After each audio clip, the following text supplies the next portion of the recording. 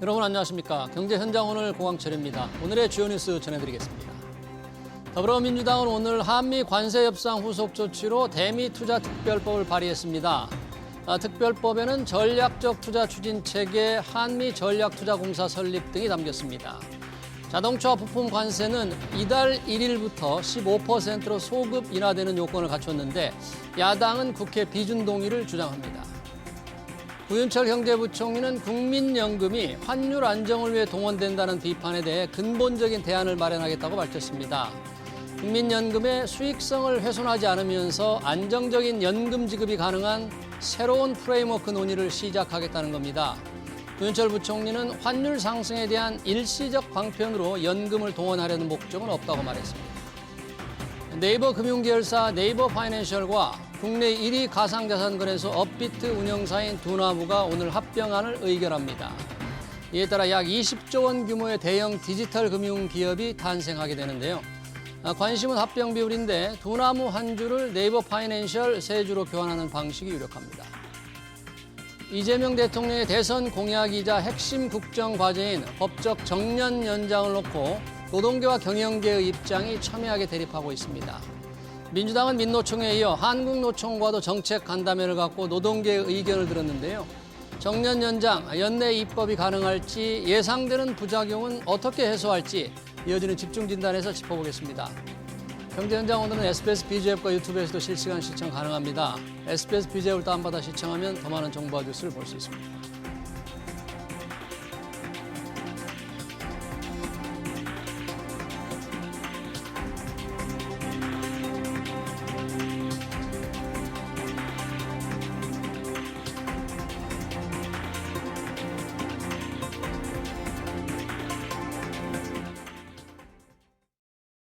네, 정년을 60세에서 65세로 늘리는 정년 연장 논의에 속도가 붙고 있지만 당사자들 간의 의견이 첨예하게 엇갈리죠.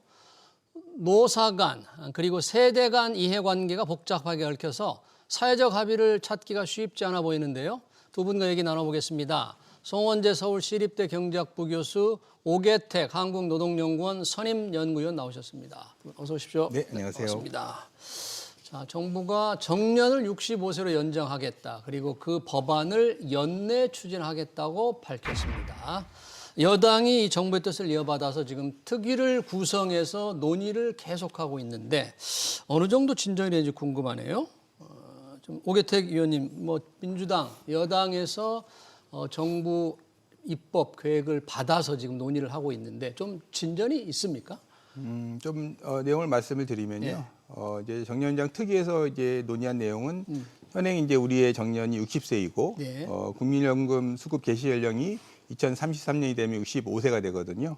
65요. 네, 그렇게 되면 이제 최대 5년간의 소득 공백이 발생할 수가 있습니다. 이게 여러 가지 문제를 야기할 수 있기 때문에 이를 이제 방지하기 위한 그런 여러 가지 방안을 논의를 한 것이고요. 예. 이미 그 전에도 고령층의 이제 생계 안정 문제도 있고요. 예. 그다음에 연금 재정 안정화 문제도 있고 또 고령자의 숙련 어떻게 활용할 것인지 등에 따라서 더 오래 일하는 농장으로 가자라고 하는 그 필요성을 많이 얘기를 했었습니다. 예. 근데 이번에 이제 좀 더 구체적인 그런 내용이 얘기가 된 것이고요. 예. 또 이재명 대통령도 대선 공약에도 제시를 했었고요. 예. 또 국정 과제에도 이게 들어갔기 때문에 이번 정부에서 추진되는 것은 뭐 당연한 사실이다 이렇게 보여집니다. 다만 이제 구체적으로 어떻게 할 것이냐는 부분에 대해서 예.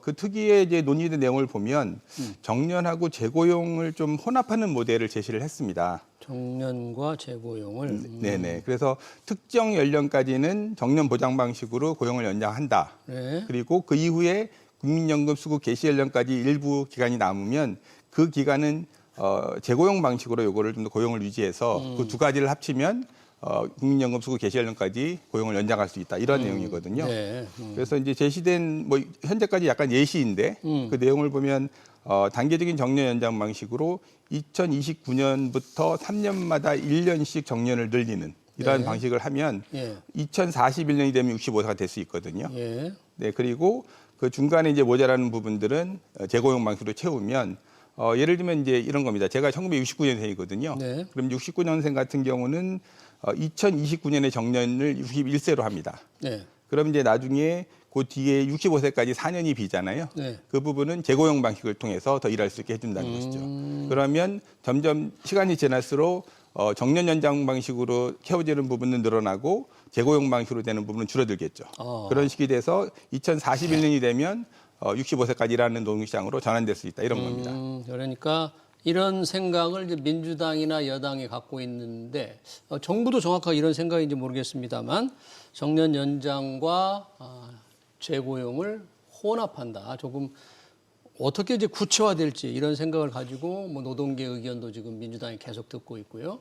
재계도 자기들의 의견을 계속 전달하고 있는데 정청래 대표가 지금 민노총을 지난번에 만났고 또 한노총과도 어제 정책 간담회를 했는데 아무래도 노동계는 일률적인 정년장이 필요하다. 지금 이렇게 주장하고 있는 거죠. 그렇죠. 지금 정부에서는 일률적인 정년 연장을 추진하는 그러니까 뭐 임금에 대한 조정도 없이 재고용도 없이 일률적으로 정년 연장을 추진하는 것에 대해서 많은 부담을 가지고 있기 때문에 네. 아까 우리 박사님 말씀하신 네. 것처럼 정년과 재고용을 혼합하는 방식으로 어찌 보면 하이브리드 형식의 안을 지금 내놓고 있는데 네. 근데 이제 노동계에서는 그럴 수 없다, 받아들일 수 없다. 일률적인, 그러니까 임금 삭감 없는 일률적인 정년 연장, 65세까지의 정년 연장을 요구하고 있고요. 예. 그다음에 사측에서 여기에 대해서 굉장히 난감해하고 있어서 정부에서도 고려할 수밖에 없다라는 얘기를 하는데 예. 이것은 결국 시간 끌기에 불과하다. 연내 입법을 민주당에서 입법하겠다고 선언을 했기 때문에 연내 입법을 완료해달라 그런 주장을 끊임없이 하고 있습니다. 네. 그러면 이 민주당이 생각하는 여당이 생각하는 안과 정부의 생각하는 안을 좀 구체적으로 들어가기 전에 전반적인 분위기만 보면 원래 정부는 연내 입법을 해보겠다고 하는데 지금까지 이어진 논의 그리고 노동계와 경영계 입장을 보면 뭔가 법안 발의라든지 법안 이런 게 처리 같은 게 연내 가능할 것 같습니까? 뭐 그건 이제 정치적인 판단의 문제인데요. 네.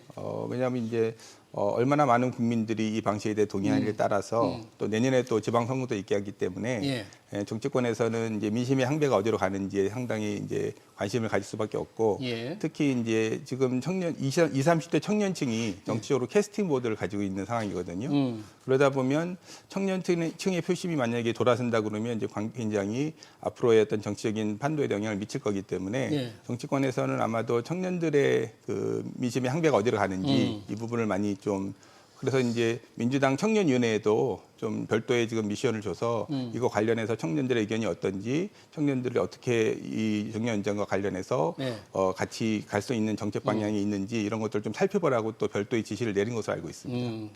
청년들의 입장, 내년 6.3 지방선거를 앞두고 민주당이 이 청년들의 입장을 살피지 않을 수가 없기 때문에 연내 입법 정부의 희망이 될지는 조금 불투명합니다만 자, 정년연장 나오면 가장 먼저 걱정되는 게 청년 일자리 축소잖아요. 네. 지금 청년들이 만약에 정년 연장을 일률적으로 한다 그러면 아마도 가만히 있지 않을 것 같은데 뭐 통계적으로나 역사적으로나 이런 문제가 지금 실제 일자리 축소가 많이 일어났죠. 어떻습니까? 그러니까 우리나라에서 정년 연장이 한 번 있었죠. 네. 2013년에 법이 통과되고 2016년에 한 번 시행된 적이 있습니다. 그래서 그때 사례를 이용해서 연구한 연구 결과들이 조금 나와 있는데요. 어떤가요? 근데 뭐 정년 연장으로 인해서 청년 고용이 영향이 있다라는 연구도 있고 없다라는 연구도 있는데 있다, 줄었다라는 연구가 조금 더 많은 편입니다. 그래서 그래요? 그 크기의 영향이 어느 정도인지는 좀 더 추가적인 논의를 하고 연구를 해야겠지만 아마도 전반적인 어떤 그 동의되는 부분은 청년 고용에 영향을 준다. 특히 이제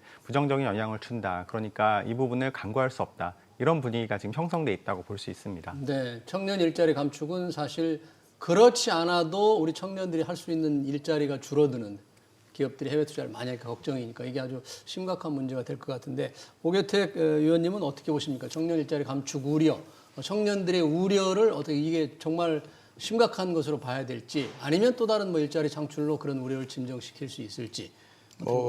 이제 사실은 그 전에도 이미 자동화가 많이 이루어지고 있었고 최근에 이제 AI 때문에 AI가 이제 일하는 방식을 많이 바꾸면서 특히 이제 사회 초년생들이 들어와서 할 수 있는 일들을 AI가 많이 대체하고 있거든요. AI가. 그러다 보니까 이제 많은 산업 부분에서 그리고 AI는 사실은 범용형 기술이기 때문에 모든 산업에서 활용할 수 있기 때문에 물론 이제 좀 전문직이나 이런 사무직이 더 많이 활용되긴 하지만 그래서 요즘에 그쪽에 신규 채용 규모는 많이 줄어들었다고 해요. 그래서 굳이 뽑아도 할 일이 많지 않고 네. 여러 명 뽑는 것보다는 똑똑한 AI 한 명 쓰는 것이 낫다 이런 부분도 있어서 네. 그리고 또 최근에 이제 관세 정책 영향으로 인해서 국내 투자가 많이 줄어들고 이제 해외로 많이 나가는 부분도 있고 네. 그게 이제 위기 요인이고요. 예. 근데 또 기회 요인도 있습니다. 뭡니까? 왜냐하면 AI가 일하는 방식을 바꾼다고 하지만 그래서 기존에 없었던 새로운 일자리들이 만들어질 수 있거든요. 우리가 그전에도 디지털화가 되면서 예를 들면 앱 개발자 이런 거는 20년 전에는 어떤 직업이거든요. 근데 지금 새로 만들어지는 일자리 상당 부분은 그런 쪽에서 나오고 있습니다. 그래서 AI를 우리가 더 잘 쓰기 위해서 AI 활용을 위한 여러 가지 지원 서비스가 필요할 수 있고 그러면 우리가 기존에 생각하지 못했던 방식의 일자리가 창출될 수 있거든요. 네. 그리고 그 일자리는 청년들이 주로 잘할 수 있는 일자리일 겁니다. 네, 그래서 이제 그런 부분들도 있고 그다음에 이제 뭐 지금 좀 어려운 상황에서 대통령과 그 재계 총수들이 만나서 네. 향후 5년 동안 상당 부분의 일자리를 창출하는 것을 약속을 했잖아요. 예. 그래서 그런 부분들이 좀 청년들한테는 좀 희망적인 메시지를 좀 줄 수 있지 않을까 싶습니다. 그러네. AI 시대에 일자리가 줄어들기도 하지만 새로운 일자리가 생기기도 하는데 줄어드는 일자리와 새로운 늘어난 일자리 어떤 게 좀 많을지는 뭔가 이제 경험적으로 통계가 좀 확 증명을 해야 될 텐데 아직은 좀 불투명하고 여튼 정년 연장하니까 내가 일할 일자리가 없어지겠다는 불안, 걱정은 청년들이 굉장히 클 것 같아요. 그렇지 않아도 일자리 잡기 어려운데 퇴직도 안 하고 계속 내 자리를 다 꿰차고 있다. 쉽사리 받아들이기 어려울 것 같은데 과연 정부와 민주당이 이 법안을 어떻게 밀어붙일지 주목되네요. 다 이 재계 입장, 재계 입장은 여러 가지로 의견이 나오고 있는데 일률적인 정년 연장 반대한다. 퇴직한 후에 지금 60세면 퇴직한 후에 일할 사람을 다시 고용하는 방식, 퇴직 후 재고용 이걸 선호하는데 좀 합리적으로 들리기도 하는데 이 부분에 대해서 어떻게 보십니까? 노동계 입장은 어떨까요? 이런 거에 대해서. 네, 노동계는 당연히 반대할 거고요. 사실 정년이라는 것이 가장 강력한 고용 보호 조치거든요. 예. 한번 정규직이 된 이후에 정년에 도달하기 전까지 노동자의 규칙 사유가 없는 이상 기업이 일방적으로 고용 계약 관계를 파기할 수 없습니다. 이게 정년의 본질이에요. 따라서 기업 입장에서는 이 사람이 정말 열심히 일할 요인이 사실은 없을 수도 있다고 볼 수도 있습니다. 정년 보장 때문에. 그렇죠. 네. 물론 되게 열심히 일하시는 분도 있지만 그렇지 않은 분들도 있을 수 있잖아요. 따라서 기업 입장에서는 정년이 종료되는 시점에서 고용계약 관계를 종료하고 그 이후에 기업에 정말 도움이 되는 사람들을 선별적으로 재고용하고 그 사람들의 생산성에 맞게 임금을 지급하고 싶다라는 것이 이제 재계의 입장인 거고요. 그렇게 되면 노동계 입장에서는 나의 고용이 개런티는 보장되는 게 아니잖아요. 정년 이후에. 그래서 이것을 받아들일 수 없는 것이죠. 그래서 재계와 노동계 사이에서 평행선, 이 주장에 대한 평행선이 지금까지 계속 이어져 있는 것이다. 이렇게 이해할 수 있습니다. 네, 그러니까요. 서로 입장이 워낙 다르니까 이거를 뭔가 사회적 합의라고 합니까? 어떤 합의가 이루어지기가 굉장히 어려운 상황이잖아요. 그러면 자 정년을 이렇게 우리처럼 지금 60세 법에 딱 못 박은 나라가 얼마나 좀 됩니까? 어떻습니까? 다른 나라는? 우리하고 일본이 조금 예외적인 경우이고요. 우리와 일본이 예외적으로. 네, 우리하고 일본은 법적 정년으로 법에다가 못 박는 방식이고요. 예. 아시겠지만 이제 우리 아까 말씀드린 대로 우리나라는 법적 정년은 60세로 아직 되어 있고요. 예. 그걸 이제 65세로 어떻게 할 건가가 논의가 되고 있는 것이고 그것에 대한 여러 가지 우려들은 이미 이제 말씀을 드렸고요. 일본은 법적 정년은 현재 60세입니다. 법적 정년 60세인데. 예, 그런데 고령자 고용안정안전법이라고 해서요. 여기에 기업들한테 선택과 의무를 줍니다. 그래서 정년을 65세까지로 하고 다만 그것을 세 가지 중에 하나 선택하게 합니다. 네. 그래서 정년제도 자체를 아예 없애는 방식이 있고요. 정년 없애고. 그러면 이제 65세 넘어서도 일할 수 있겠죠. 예. 그리고 아니면 65세까지 좀 연장하는, 그러니까 이제 60세에서 5년을 더 추가적으로 고용하는 것이죠. 네. 이것은 이제 계속 고용을 하는 것이고요.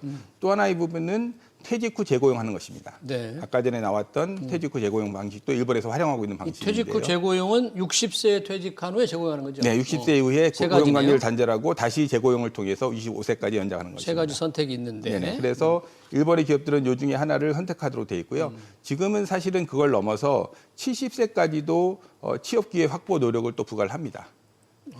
네, 그래서 70세까지? 여기도 뭐 정년 연장을 하던 재고용을 하던 창업 지원을 통해서 더 일할 수 있는 기회를 제공할 수 있으면 기업이 좀 해라라고 하는 것이고요. 기업이 이를 이행하지 않으면 이제 기업명 공개 같은 망신주기죠. 뭐 그런 부분을 통해서 제재가 가해지고요. 싱가포르는 정년은 63세입니다. 네. 그런데 68세까지 재고용 의무가 발생하고요. 그러면 63세에서 68세 5년은 어떻게 하느냐? 예. 이 재고용을 통해서 최소 1년짜리 계약을 통해서 5년을 더 계약하도록 돼 있습니다. 네. 그러니까 이제 우리의 방식도 어떻게 보면 요거를 비슷하게 따라하려는 것이죠.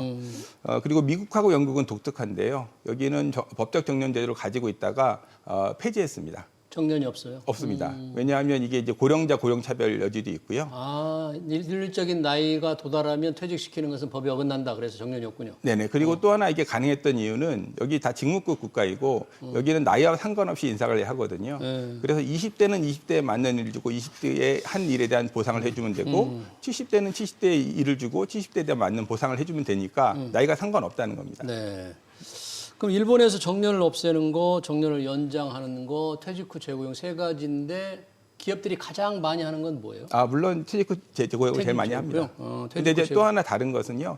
일본은 그 전에 출향이나 이런 여러 가지 제도가 있어서 뭐 이제 비슷한 그 반계 계열 회사도 보내고 해서 사실은 60세에 도달하는 그 인원이 한 절반 정도가 안 된다 그래요. 그래서 이 제도의 그 대상이 되는 인원 자체가 상당히 이미 줄어들어서 그 부담이 상당히 적다는 것입니다. 그래요?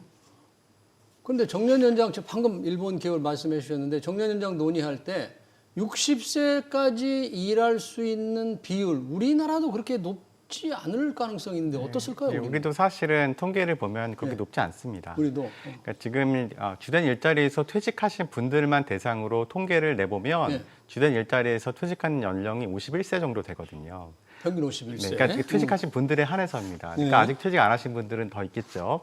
네, 그리고 사실은 그러니까 60세까지 못 계신 분들이 상당히 꽤 많이 있는 편이고요. 그러네요.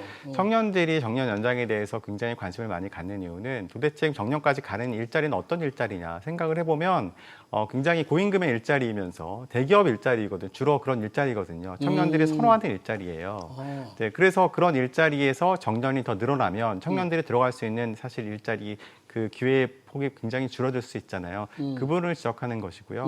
사실 아까 우리 박사님 말씀하신 것처럼 사기업의 민간 기업의 어떤 정년을 법으로 규정하고 있는 나라는 제가 알기로도 우리나라하고 일본밖에 없습니다. 사실은 일본. 네. 노동시장에서 자유롭게 계약할 수 있게 허용하면 되는데 예. 우리나라에서는 법으로 아예 딱 옷을 받고 있거든요. 예. 네, 그러면 어떤 현상이 발생하냐면 기업에서는 이게 완벽한 고용보호 조치이기 때문에 아무래도 그 근로자들이 열심히 일할 요인이 사실은 높지 않다고 판단을 하면 연공서열형 임금을 제시할 수밖에 없어요. 그렇죠. 그게 어떤 의미냐면 초반에는 예. 생산성보다 낮은 임금을 제시합니다. 음. 그래서 이 계약 기간을 다 채우고 나면 초반에 낮은 임금을 제시한 것에 그럼 그 생산성보다 임금이 적잖아요. 예. 거기에 이자까지 더해서 예. 후반부에 임금을 생산성보다 더 주는 그런 방식의 임금을 그래서 연공서열형 임금이 나오는 것이거든요. 예. 따라서 지금 무엇인가 그 임금 체계 개편과 정년 연장은 사실 같이 가야 되는 문제인데 지금 노동계에서는 임금 체계에 대한 얘기는 전혀 하지 않고 있기 때문에 그러니까요. 사실 논의의 진전이 되고 있지 않은 것이죠. 상당히 중요한 이슈를 제기해 주셨는데 우리나라의 임금 체계. 하긴 뭐 임금 체계만 그러겠습니까? 고용 시장의 어떤 경직성. 방금 미국이나 영국 같은 경우에는 뭐 정년이 없다지만 임의 고용이라든가 언제든지 또 해고할 수 있고 그렇기 때문에 우리와 환경이 많이 다른데요. 임금 체계와 함께 논의를 해야 된다. 이 부분은 상당히 그 재계에서도 원하고 필요할 것 같은데 이런 논의로 이어지면 해답이 좀 나오긴 좀 쉽지는 않겠네요, 근데. 노사에게는 상당히 존재하고요. 예. 네, 뭐 이것뿐만 아니라 그 이전에도 이제 여러 가지 상황에서 이제 그 부딪혔던 부분이고, 다만 이제 오늘 아침에 언론에 이제 IMF의 그 우리나라 정년에 대한 그 권고가 있었습니다. IMF에서요? 어떻게 네네네. 권고를 했어요? 하나는 이제 65세까지 만약에 정년 연장이 되면 예. 국민연금 수급 연령이 아마 68세로 가게 될 가능성이 높다. 그런 필요성이 있다라고 하는 부분을 지적을 했고요. 그다음 이제 또 하나는 이제 우리나라 임금 체계의 경직성에 대한 지적을 했습니다. 더 오래 일하는 노동시장으로 갈 때 지금과 같은 연공성이 강한 임금 체계를 가지고 과연 갈 수 있겠느냐.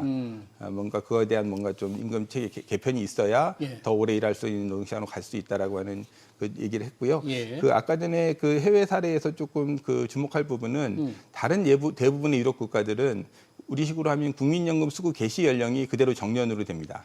자동적으로 그렇게 연동돼 있습니다. 그렇게요? 별도로 정하지 않습니다. 정년은 따로 없지만 국민연금 수급 연령을 정년으로 간주한다. 그런 네, 거네요? 대부분 65세에서 67세거든요. 예. 그러니까 대부분 그 정도까지 일하는 것이 그냥 그 관행으로 다 정해져 있습니다.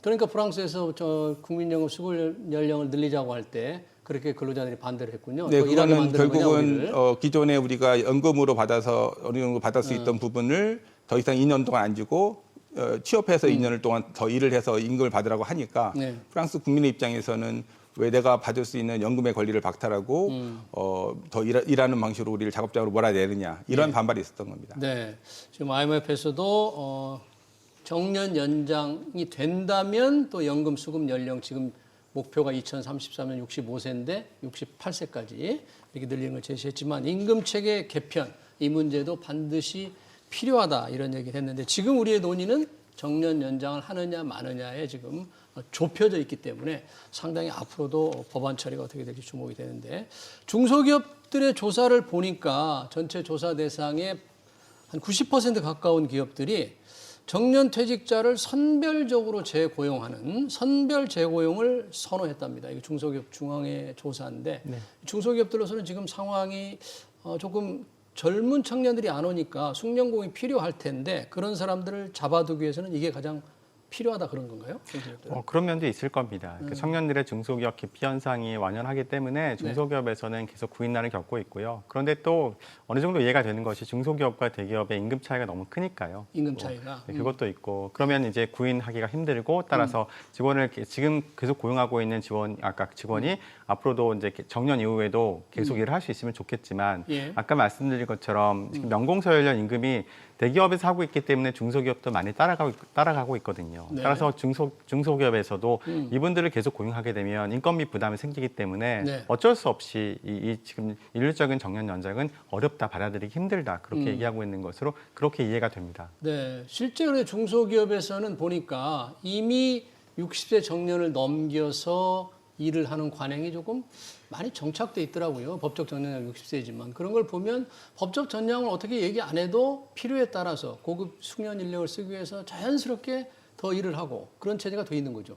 네, 이미 많은 기업에서 활용이 되고 있는 제도이고요. 예. 왜냐하면 중소기업은 그 숙련공 한두 명이 사실은 그 기업의 핵심 기술을 가지고 있는 경우가 많거든요. 예. 그래서 그분이 떠나면 사실은 그 기업은 계속 유지되기 어려운 경우도 많습니다. 그런 경우는 여러 가지 대우를 좀 해드리고 계속 일할 수 있도록 하는 경우가 있고요. 네. 그리고 이제 지역에 따라서는 청년들이 아예 안 오는 지역도 많기 때문에 일을 할 수 있을 뿐만 아니라 출근만 하실 수 있으면 하셔도 된다. 이렇게 해서 이제 계속 일할 수 있게 해주는 경우도 많고요. 예. 그러니까 중소기업의 현실은 일할 수 있는 인력이 있느냐 없느냐는 부분이지 청년이 들어오느냐 안 들어오느냐의 문제는 아닌 것 같습니다. 네. 사실 아까 이제 정년 연장 논의하면서 정년을 채우는 사람이 몇 명이냐 몇 퍼센트냐 얘기했지만 아예 이 정년 개념도 없는 그런 어떤 근로자라고 그럴까 노동자들도 굉장히 많죠. 그럼요. 지금 이제 플랫폼 노동자들은 사실은 정년과 관련이 전혀 없죠. 그다음에 유튜버 하시는 분들도 정년과 전혀 관련이 없습니다. 네. 이분들은 이제 사업자로 분류가 되기도 하고요. 아니면 특수고용자라고 얘기하기도 네. 합니다.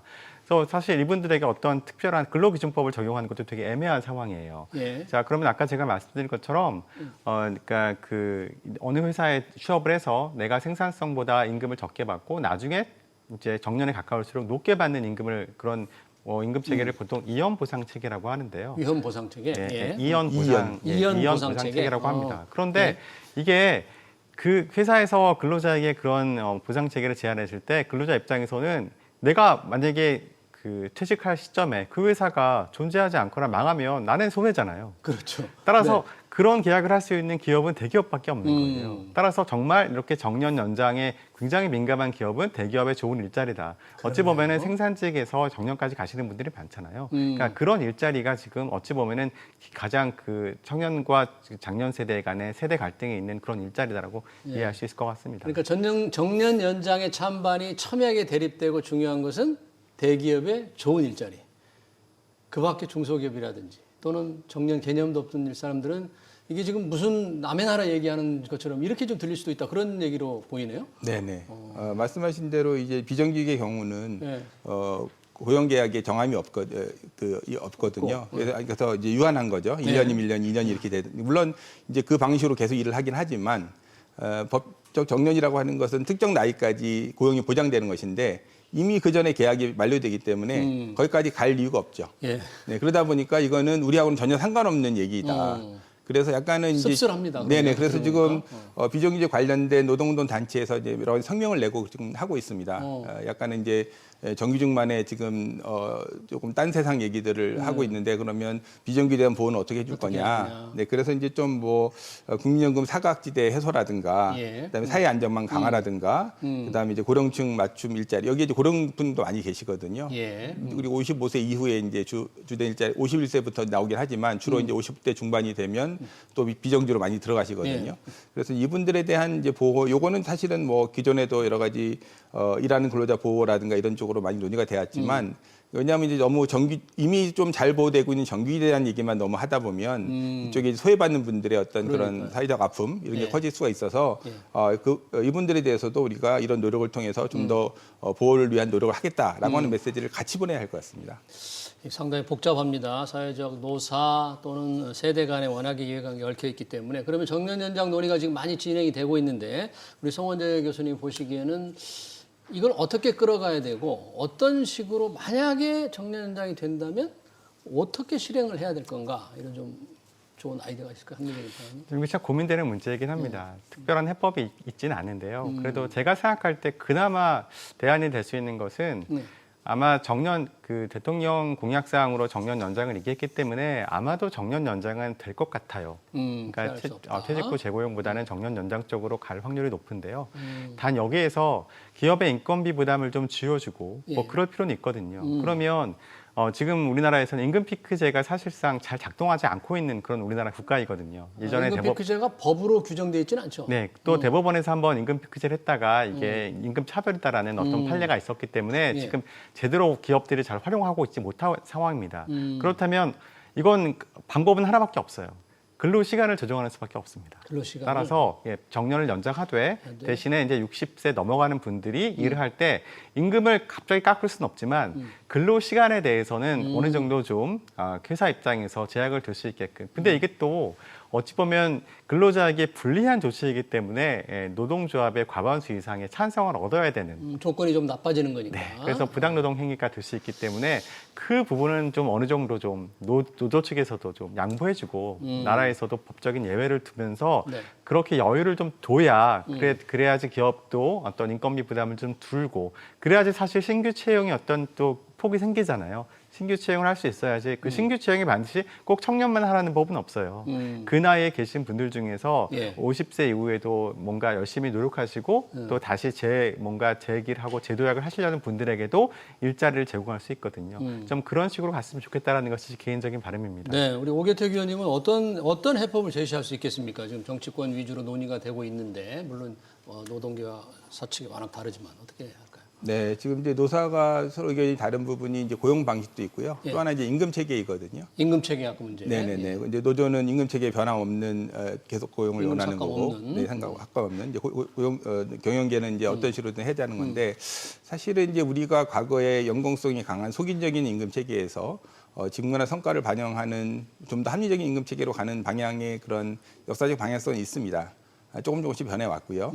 그래서 이제 다만 우리가 상대적으로 일본이나 OECD 국가들에 비해 상대적으로 높은 연공성을 가지고 있기 때문에 그 연공성을 어떻게 낮출 것인지 그거는 사실은 임금 체계를 현재의 연공급을 유지하더라도 연공의 피치 같은 걸 줄이면 됩니다. 1년마다 올라가는 부분을 줄이거나 일본도 그런 방식을 취했었고요. 그러니까 굉장히 다양한 방식이 있기 때문에 그런 다양한 선택지를 가지고 활용을 하고요. 임금 체계를 좀 하여튼 개편해야 된다. 네, 그리고 이게 임금만 얘기하지만 사실은 임금은 일에 대한 보상이거든요. 그러면 일의 품질과 일의 수준이 어느 정도 유지가 돼야 됩니다.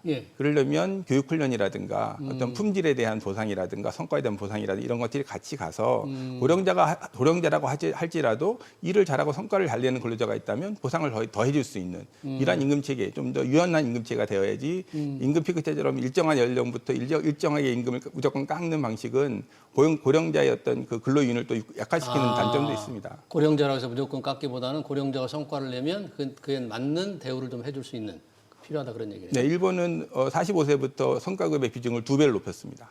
아, 그래요? 45세부터? 네네. 일본 얘기가 나오는데 일본처럼 조금 이렇게 기업의 좀 자율적인 선택에 맡기면 어떨까요? 좀 그랬으면 좋겠다는 생각이 좀 드는데요. 저는 어찌 보면 노란봉투법이 이제 내년에 노란봉투법. 시행되잖아요. 예. 그러니까 노란봉투법을 기업들이 굉장히 어떤 새로운 위기라고 인식을 하고 있는데 예. 또 역발상을 해볼 필요도 있다고 생각해요. 어떻게? 무슨 얘기냐면 이제 기업이 이게 하청에 있는 노조와도 협상을 해야 되는 상황이 되잖아요. 예. 그러면 다시 얘기하면 지금 일본처럼 우리도 출양 제도를 도입할 수 있는 하나의 근거가 되는 겁니다. 아. 그러니까 출양이라는 것은 결국 원청에 있는 근로자들을 이렇게 하청 기업에 하청 쪽으로. 보내고 대신에 이제 임금을 서로 나누는 거거든요. 그러니까 원청 기업과 하청 기업이요. 그러니까 그런 식으로 해서 뭔가 인건비 부담을 하청과도 같이 좀 부담하고 그러면서 같이 상생하는 그런 방식도 좀 기업들도 고민해봤으면 좋겠다는 생각이 듭니다. 네, 정년 연장, 세대 간의 갈등과 노사 간의 갈등 때문에 과연 정부가 생각한 대로 입법이 될지 정치권 위주로 논의가 활발한데 좀 더 지켜봐야 될 것 같네요. 정년 연장 토론 여기서 마치도록 하겠습니다. 지금 송원재 서울시립대 경제학부 교수, 오계택 한국노동연구원 선임연구위원이었습니다. 고맙습니다. 네, 고생하셨습니다.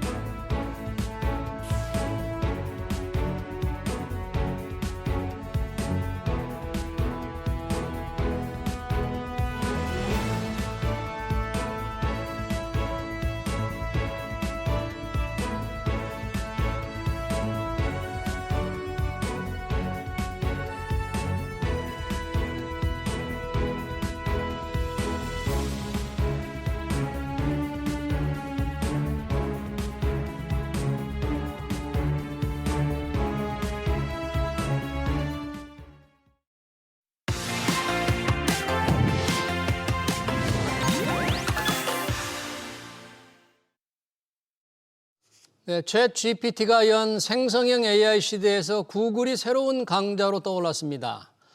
제미나이 3.0을 내놓자마자 호평이 쏟아졌는데 경쟁사인 오픈 AI의 샘 올트먼과 일론 머스크까지 놀랍다며 극찬을 보낼 정도였죠. 주목할 만한 점은 엔비디아 GPU가 아니라 구글 자체 AI 칩인 TPU를 사용했다는 점인데요. 오픈 AI와 엔비디아의 시대가 저물고 구글 시대가 열린 걸까요? 김덕진 IT 커뮤니케이션 연구소장 모시고 얘기 들어보겠습니다. 소장님 어서 오십시오. 네, 안녕하세요. 반갑습니다. 김덕진입니다. 네, 생성형 AI 하면 다 이 챗 GPT였고 그게 잘 나가는 줄 알았는데 갑자기 구글의 제미나이 3.0이 극찬을 받고 있습니다. 네.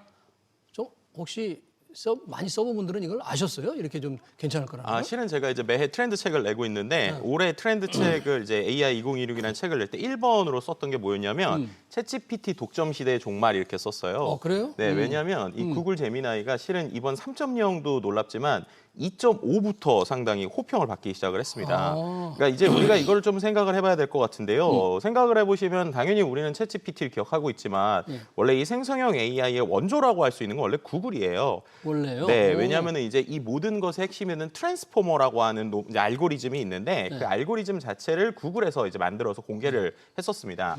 그런데 이제 생각을 해보시면 쉽게 말해서 구글이 처음에 어떤 서비스를 만들라고 하면 기존 서비스랑 부딪힐 수 있잖아요. 그런데 지금 우리가 챗GPT를 쓰면서 아마 느끼시겠지만 예전보다 검색을 덜 한단 말이에요. 예. 그럼 이제 구글 관점에서는 생성형 AI 그렇죠. 서비스가 나오면 바로 구글 검색 엔진의 점유율이 떨어질 거니까 사용이 떨어질 거니까 광고가 덜 될 거잖아요. 그렇죠. 그러니까 이걸 쉽게 말하면 연구실에 그냥 넣어놨던 겁니다. 네, 근데 그 상황에서 갑자기 챗GPT가 등장한 거예요. 그럼 네. 이거를 이제 기존에 있었던 비즈니스랑 비유를 하자면 코닥의 사례랑 상당히 비슷한 거죠. 코닥. 네, 네. 예전에 코닥 같은 경우에도 이 디지털 카메라라는 것을 최초로 이제 개발한 것은 원래 코닥인데 네. 이걸 상품화를 안 하고 있었거든요. 왜냐하면 상품화되면 필름이 안 팔릴 거니까. 자기 필름이 안 팔리니까. 그죠? 그래서 이제 일본에 있는 회사들이 먼저 나오고 뒤늦게 만들었단 말이에요. 비슷한 전철을 밟았던 게 실은 뭐였냐면 오픈 AI의 챗GPT가 나오고 나서 뒤늦게 구글도 그럼 우리도 내야지라고 냈었습니다. 먼저 개발했는데 네. 딱 서랍에 넣어뒀다가. 그렇죠. 그렇다가 내놓은 게 2023년 2월에 바드라는 녀석이 나와요. 네. 근데 이 바드라는 녀석이 처음에 나왔을 때 어떤 문제가 있었느냐. 광고를 만들었는데 광고 안의 내용이 틀린 내용인데 그걸 그대로 광고에 실은 거예요. 오, 네, 그러니까 큰일 이제 났다. 사람들이 느꼈던 게 아니 구글에서도 이 광고를 검증을 안다고 틀린 걸 할 정도로 AI가 이제 확실히 이상한 소리를 잘하는구나를 오히려 홍보한 격이 됐죠. 네. 그래서 그때 주가가 7.7% 정도 이제 구글이 급락을 했습니다. 네. 200조 원 정도의 시가총액이 증발했는데요. 그 이후로 어떻게 보면은 구글이 와신 상담을 한 거예요. 절치부심해가지고. 네, 그래서 이제 2023년 2월부터 해서 코드레드가 긴급 대응 발령이 되고 오, 그리고 코드레드. 이제 어떻게 보면은 구글의 모든 AI 팀이 시스템적으로 통합되고 과거에 있었던 CEO도 다시 와가지고 정말 열심히 하고 그렇게 해서 쭉쭉쭉쭉 시간을 끌고 갔던 것이 최근에 이제 구글 이제 제미나이 2.5에서 놀라움을 보여줬고 이후에 이제 최근에 나온 제미나이 3.0 이게 딱 8개월 더 걸린 거거든요. 예. 그러니까 8개월 동안 또 말도 안 되는 수준으로 진짜 비약적으로 상승했다. 이렇게 좀 말씀을 드릴 수 있을 것 같습니다. 성능이 그러면 어느 정도예요? 챗 GPT 네. 가장 최신형과 비교한다면 얼마나 성능이 뛰어날까요? 그러니까 여러 가지 벤치마크 모델들이 있는데요. 그 중에서 이제 우리가 말하는 크게 두 가지 정도를 좀 볼 수 있을 것 같아요. 네. 전 세계적으로 점수로 표시하는 Artificial Analysis라고 하는 사이트에 보면 챗GPT 최신 버전이 70점이거든요. 예. 그런데 제미나이 프로가 73점으로 이제 아, 업데이트가 앞섰구나. 됐습니다. 예. 네, 그리고 이제 그뿐만이 아니라 LMRNA라고 그래서 사용자들이 실제로 써보고 나서 그 써본 것에 대한 순서를 이제 어떻게 보면 평을 내리는 게 있거든요. 예. 모든 분야에서 다 거의 구글 제미나이가 지금 챗GPT를 압도하고 있어요. 아, 그래요? 네, 그 정도의 네. 버전으로 보여주고 있고 네. 그뿐만 아니라 다양한 형태들 중에 좀 재밌는 게 하나 있는데 네. 이 AI들이 요즘에 워낙 이런 문제들을 잘 풀다 보니까 인류의 마지막 시험이라고 불리우는 테스트 셋이 있습니다. 무슨 일? 이게 뭐냐면 이거를 정말로 다 푼다라고 하면은 인류의 모든 지혜를 AI가 뛰어넘는 이런 벤치마크가 있어요. 그래서 이게 어떤 식으로 만들어진 거냐면 50개국에 한 500기관의 대학 교수님들, 네. 뭐 수상 평가자 이런 사람이 모여가지고 만든 문제거든요. 네. 근데 그 문제 몇 개는 인간도 답을 몰라요. 그럴 정도 이 문제들의 특징은 인터넷 검색을 해서 나오는 게 아니라 예. AI가 직접 생각하고 추론을 해서 풀어야 되는 겁니다. 네. 근데 이게 지금까지 GPT 5.1이 이거 전체에 26.5점 정도 됐거든요. 26.5점 네, 맞았는데. 그런데 이거를 이번에 37.5점 정도까지로 정답률을 높였어요. 제미나이 3.0이? 네.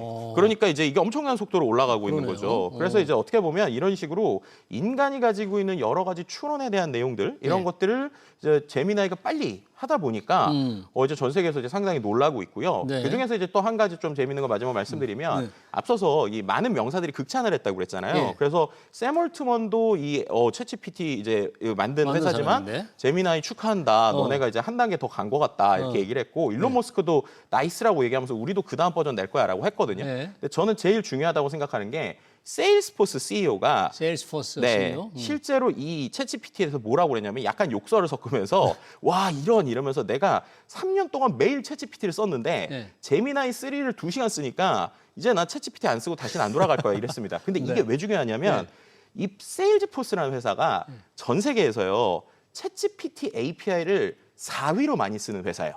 그러니까 우리는 이제 개인으로 쓰니까는 그냥 뭐 유료를 쓰더라도 정액제로 쓰잖아요. 근데 이제 기업들은 종량제 API로 쓰는데 이제 실제로 이제 오픈 AI가 순위를 공개했거든요. 네. 그래서 전 세계에서 자기네들한테 유료로 돈 제일 많이 내는 고객. 아, 그게 네 번째인데. 네, 4위가 세일스포스인데 그 CEO가 이제 우리는 옛날로 못 돌아갈 것 같아. 이렇게 얘기를 하는 거니까. 정말 오픈 예. AI 큰일 났네요, 챗 GPT. 네, 이게 상당히 놀라움이라고 볼 수 그러니까 있을 것 같습니다. 구글의 이 제미나이 3.0 이렇게 성능이 좋으면 결국은 이제 구글의 매출 대부분이 검색 광고에서 많이 일어나잖아요. 그렇죠. 그럼 검색 광고와 결합해서 매출 증대로 현저하게 확실히 일어나고 있습니까? 그러면 이게 네. 성능만 좋다고 되는 건 아닐 텐데. 네, 실제로 지금 이번에 여러 가지 실적 발표에서 그 얘기를 하다 보니까 이제 주가가 올랐다고 보시면 될 것 같은데요. 이제 처음에 생각한 건 그랬던 거예요. 아까 말씀드린 것처럼 야, 그러면 이제 새로운 검색 엔진을 대체하는 생성형 서비스가 나오면 사람들이 검색을 덜 들어갈 거고 그럼 검색 광고를 사람들이 덜 클릭하는 거 아니야? 네. 였거든요. 근데 이게 뭐랑 비슷한 거냐면 메타에서도 AI를 개발하고 있잖아요. 네. 근데 메타의 페이스북에 있는 AI가 실제로 이제 우리에게 쓰는 사용보다 메타에서 중요한 건 광고의 효율을 높여주는 데 AI가 쓰는다는 거예요. 네. 그래서 이제 똑같은 돈을 내도 사람들이 광고에서 더 효과가 나오면 광고에 돈을 많이 쓸 거잖아요. 그런데 이번에 구글이 지금 이번에 나온 제미나이 언어 모델을 기반으로 해서 단순히 우리가 쓰는 이런 생성형 언어 모델 말고도 예.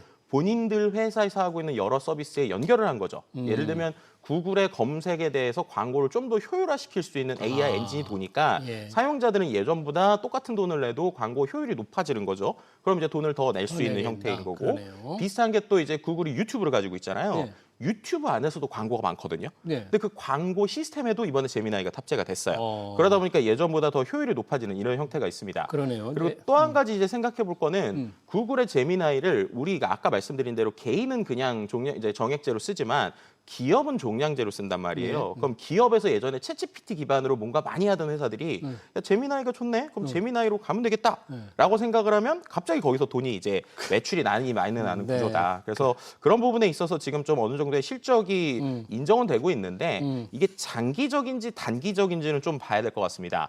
이게 무슨 말이냐면 지금 당장의 구글 검색에는 되게 좋거든요. 예. 그런데 사람들의 행동이 이제 계속 바뀌어서 만약에 이제 진짜로 구글 사이트 안 들어가고 네. 제미나이나 챗GPT를 중심으로 해가지고 많은 걸 찾기 시작하면 네. 예전보다 검색 자체의 양이 줄어버리니까 그러면 검색 광고 매출에도 영향을 미치는 거죠. 그렇죠. 근데 과연 그 줄어든 만큼 이 제미나이 서비스 안에서 돈을 많이 벌 수 있을 것이냐라고 하는 건 좀 더 봐야 되기 때문에 예. 확실한 건 단기적으로는 지금 호재이지만 장기적으로는 좀 지켜봐야 된다라는 것들까지 좀 같이 얘기를 드릴 수 있을 것 같습니다. 그게 왜 중요하냐면 이제 AI 이런 걸 활용해서 실제 수익이 나느냐 안 나느냐가 AI 버블론에 지금 논쟁이 되고 있는데 이거를 좀 가름할 수 있기 때문인데요. 네. 제미나이 3.0 성능 중에 이걸 활용해서 왜 새로운 AI 이제 이미지 모델 네, 그렇죠. 이게 굉장히 성능이 뛰어나다 그래요. 나노 바나나 네. 프로 이거 포토샵 네. 거의 필요 없다는데 어느 정도예요 이거는? 그러니까 나노 바나나 역시도 앞서서 말씀드린 제미나이 2.5가 나오고 사람들이 놀랐던 게 나노 바나나는 기본 서비스 이제 2.5에 있었거든요. 근데 이번에 이게 나노 바나나 프로로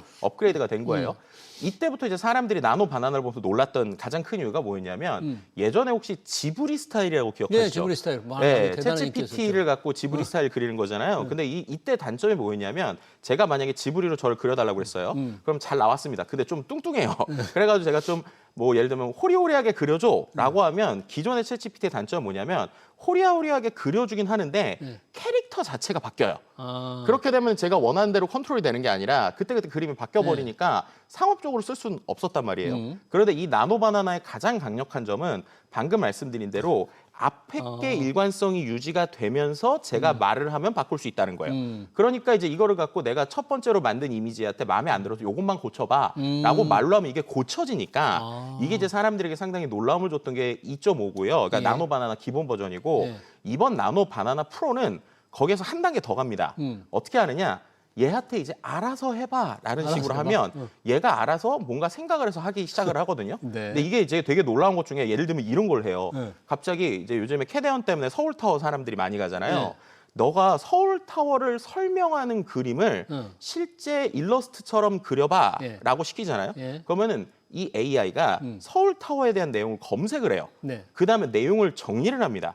정리한 내용을 갖고 아이디어를 시각화해서 인포그래픽처럼 그리기도 하고 네. 혹은 그 사진에다가 뭔가 손글씨 쓴 것처럼 이렇게 그림을 그려주기 시작하니까 예. 사람들이 예전에는 내가 여러 가지로 구체적으로 시켜야지만 됐던 게 네. 이젠 그게 아니라 그냥 알아서 해봐라고 하면은 AI가 추론을 해서 그림도 그리고 오. 생각도 하고 움직이니까 네. 이게 지금 상당히 놀라움을 주고 있어요. 그러네요. 예를 들면은 제일 놀라운 것 중에 하나가 그냥 예를 들면 저희도 유튜브를 하잖아요. 네. 이러이러한 유튜브 썸네일 그려봐. 하면 라고 하면 그냥 알아서 그려줍니다. 알아서 그려줘요. 네, 그리고 근데 또 그 작품에 대해서 마음에 든다 이거죠. 결과에 네, 대해서. 맞습니다.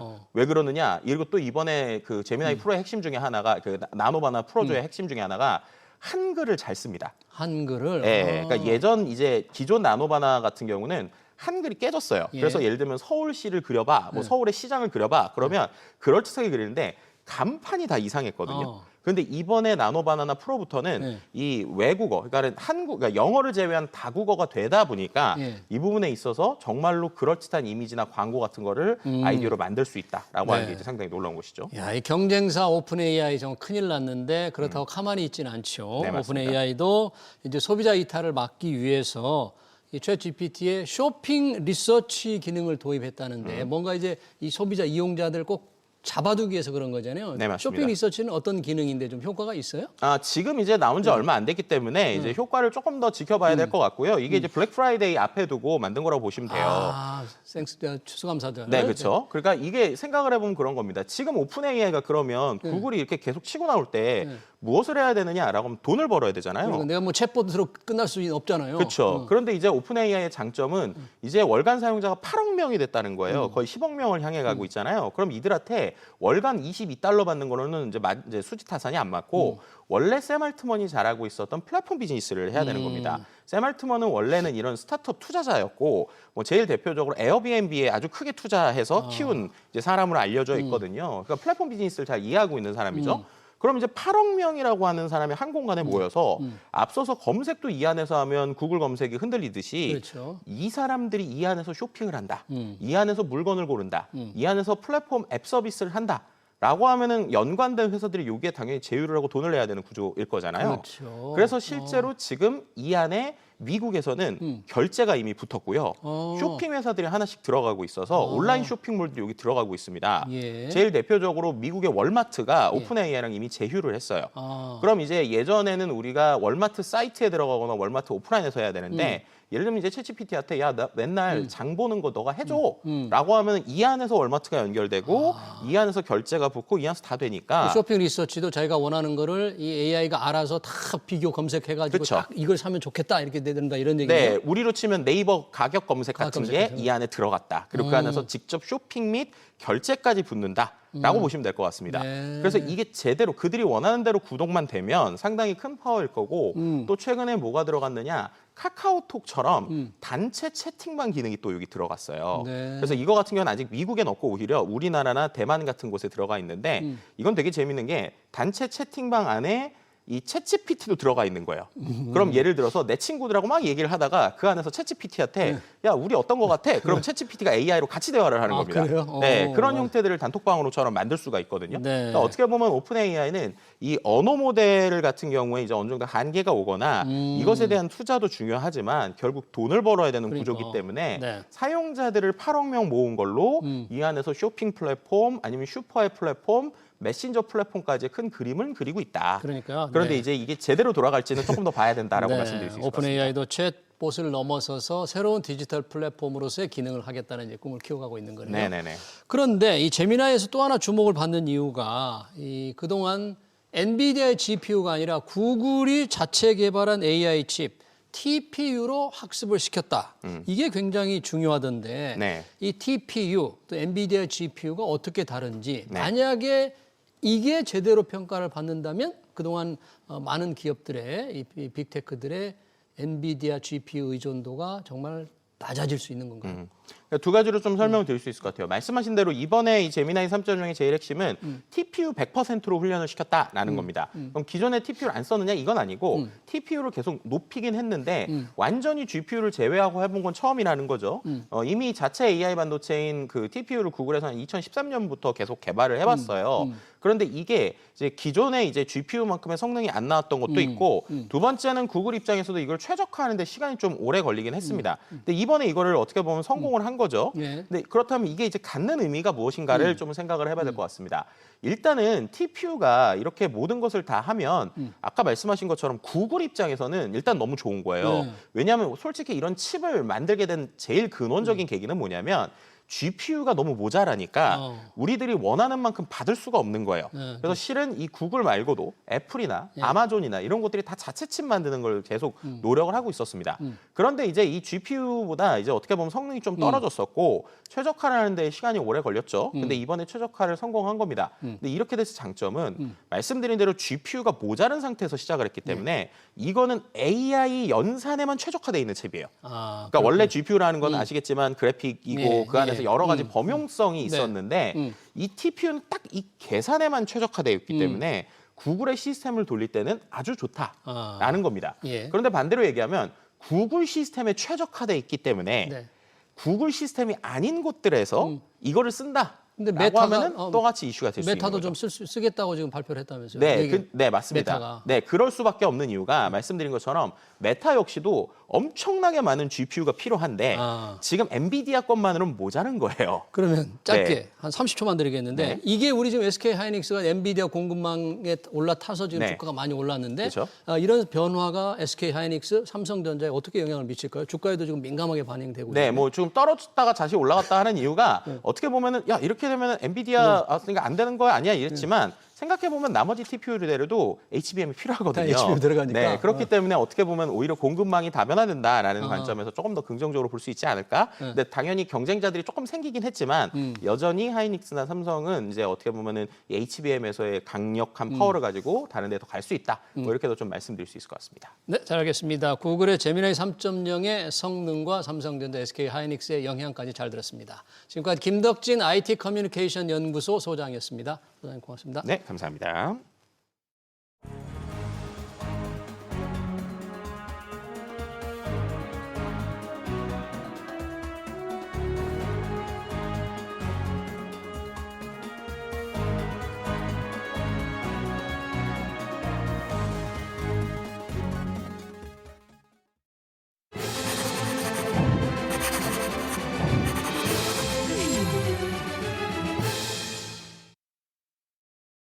나이 60을 넘겨서도 일하고 싶은 노인이 많습니다. 노인이라고 부를 수 없을 정도로 건강한 데다 인구 감소 시대의 기업들도 숙련공이 필요해서 정년을 넘겨 일하는 것은 필요해 보입니다. 문제는 방법입니다. 법을 고쳐서 일률적으로 정년 연장할 경우 청년 일자리 축소가 우려됩니다. 지금 같은 경직적인 임금 체계로는 기업들도 막대한 인건비 부담을 견딜 수 없습니다. 오래 일하는 합리적인 방법, 일본처럼 정년 연장과 재고용 중에서 기업들이 선택하게 하면 어떨까요? SBS 비즈 경제 현장으로 여기서 마치겠습니다. 시청해주신 여러분 고맙습니다.